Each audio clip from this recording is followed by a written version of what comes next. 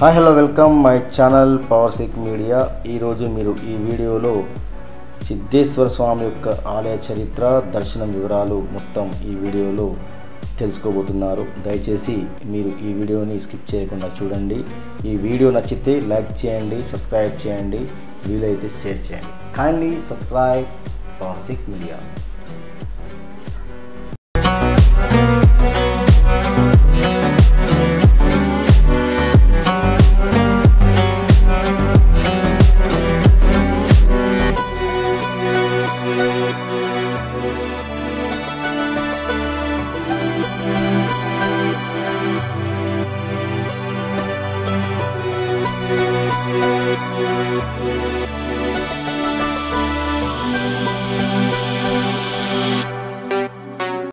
నల్లని రాళ్లను ఒక దగ్గర పేర్చి కుప్పగా పోసినట్లు ప్రకృతి సహజసిద్ధంగా ఏర్పడిన సిద్ధుల గుట్టను పరిశీలిస్తే ఆశ్చర్యం కలగక మానదు. గుట్టపైకి వెళ్లే ఘాట్ రోడ్డు మార్గం ప్రారంభంలో నవనాథుల విగ్రహాలను ఏర్పాటు చేశారు. కింది నుంచి చూస్తే కేవలం రాళ్ళు మాత్రమే కనిపించిన గుట్టపైకి వెళ్ళి చూస్తే సువిశాలమైన భూభాగం అక్కడ కనిపిస్తుంది. రాళ్ల మధ్యలో సువిశాలమైన స్థలంలో పచ్చని చెట్లు, పచ్చిక బయళ్ళు నయనానందాన్ని కలిగిస్తాయి. నవనాథులు పూజించిన సిద్ధేశ్వరుని లింగాన్ని రాళ్ల గుహలో నుంచి వెళ్ళి దర్శించుకోవడం ఒక చక్కని అనుభూతిగా ఉంటుంది. కాలక్రమంలో పవిత్రమైన ఆధ్యాత్మిక కేంద్రంగా గుర్తింపు పొందడంతో కొన్ని దశాబ్దాల కాలం క్రితమే గుట్టపై శ్రీరాముడి ఆలయం నిర్మించారు. అంత ఎత్తైన రాళ్ల గుట్టపై నిత్యం నీరుండేలా కోనేరు ఏర్పాటు చేయగా రామాలయం ఎదురుగానే తవ్విన బావిలో ప్రతికూల వాతావరణ పరిస్థితులు సైతం నిత్యం నీళ్లు అందుబాటులో ఉండి ఆశ్చర్యాన్ని కలిగిస్తాయి. గుహల మధ్య సహజసిద్ధంగా ఏర్పడిన పాలగుండం, నీటి గుండం భక్తులకు ప్రత్యేక ఆకర్షణగా నిలుస్తాయి. రాతియుగం కాలంలో గుట్టకు దక్షిణం వైపున ఆర్మూర్ పట్టణ ప్రజలకు కనిపించేలా ఏకశిల స్తూపాన్ని నిర్మించారు. ఈ స్తూపంపై రూపాయి కాయిన్ వేస్తే అది స్తూపంపైనే పడితే మనసులో కోరుకున్న కోరికలు నెరవేరుతాయనే ప్రచారం విరివిగా ఉంది. గుట్టపై ఉన్న సువిశాల స్థలంలో ఇక్కడి ఆలయ పూజారులు, స్వాములు పలు కూరగాయలు, పంటలను సైతం పండిస్తుంటారు. గడ్డిని తరలించి పశు సంపదను సైతం పోషిస్తున్నారు. మహాశివరాత్రి, శ్రీరామనవమి సందర్భంగా ఆలయంలో ఉత్సవాలు నిర్వహిస్తారు. గుట్టపై నుంచి చుట్టూ ఆర్మూర్ పట్టణంతో పాటు చెరువులు, రోడ్లు, పంట పొలాలు స్పష్టంగా కనిపిస్తూ కనువిందు చేస్తుంటాయి. సుమారు 25 కిలోమీటర్ల దూరంలో ఉన్న శ్రీరామ్ సాగర్ ప్రాజెక్టు కట్టడం సైతం కనిపిస్తుంది. సిద్ధులగుట్ట నుంచి సారంగపూర్ హనుమాన్ మందిరానికి, కిల్లా జైలుకు, జాన్కంపేట నరసింహస్వామి మందిరానికి, బాల్కొండ గుట్టకు సొరంగ మార్గం ఉందని పెద్దలు చిన్నలకు కథలుగా చెప్తుంటారు. గతంలో గుట్టపైకి ఎక్కాలనుకునేవారు ఇబ్బందులు పడాల్సి వచ్చేది. ప్రస్తుతం ఘాట్ రోడ్డు నిర్మాణం అందుబాటులో ఉండడంతో వాహనాలను సైతం గుట్టపైకి నేరుగా తీసుకెళ్తున్నారు.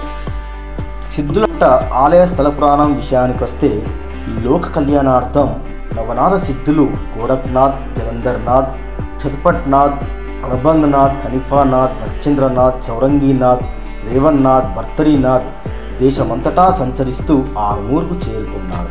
అప్పట్లో ఈ గ్రామం చుట్టూ కొండలు ఉండడంతో ఇక్కడి కొండ గుహల్లో తపస్సు చేసేందుకు సరైన ప్రదేశంగా వారు ఎంచుకున్నారు. గుహలో శివలింగం, సీతారాముల విగ్రహాలను ప్రతిష్ఠించి పూజించారు.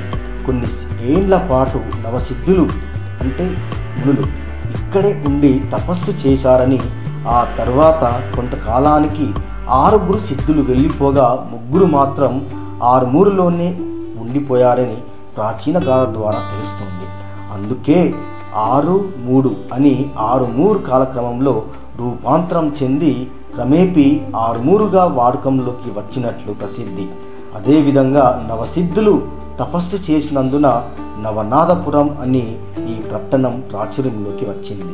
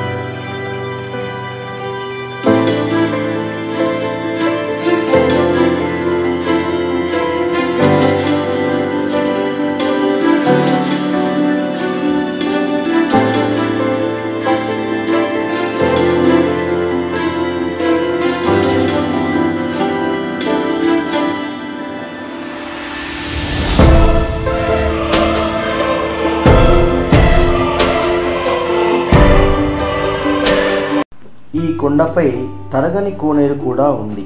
సిద్ధుల గుట్టపై మరో అద్భుతం, తరగని కోనేరు. సిద్ధులు తపస్సు చేసుకునే సమయంలో నీటి కోసం కోనేరును తవ్వారు. ఈ కోనేరు ఎల్లప్పుడూ నీళ్లతో నిండు కుండలా ఉంటుంది.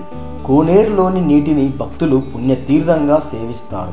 ఈ నీటిని తాగితే రోగాలు రావని భక్తుల ప్రగాఢ విశ్వాసం. అందులో ఉండే స్తూపం ఉదయం ఒక రంగులో, మధ్యాహ్నం మరో రంగులో కనిపిస్తుంటుంది. నవనార సిద్ధులు తపస్సు చేసినట్లుగా వారి అడుగుజాడలు ఇక్కడ దర్శనమిస్తాయి. ఈ గుట్ట నుంచి గోదావరి నదికి కూడా సొరంగ మార్గం ఉన్నదని, సిద్ధులు గంగా స్నానం చేయడానికి ఈ సొరంగ మార్గం ద్వారా వెళ్ళేవారని పెద్దలు చెబుతూ ఉంటారు.